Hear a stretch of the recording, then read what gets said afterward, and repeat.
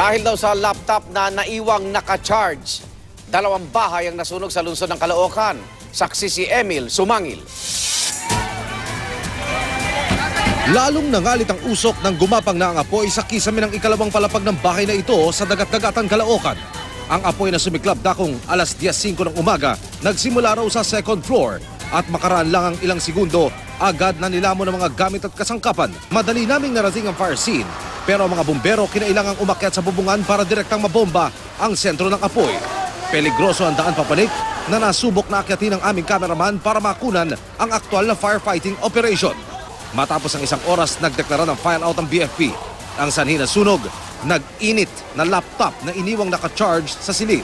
Mga kapitbahay na po namin nagsabi sa labas na nasunog na pala bahay namin. Ang laptop na nandun sa kwarto ng anak ni Mrs. Orlens ay umuusok.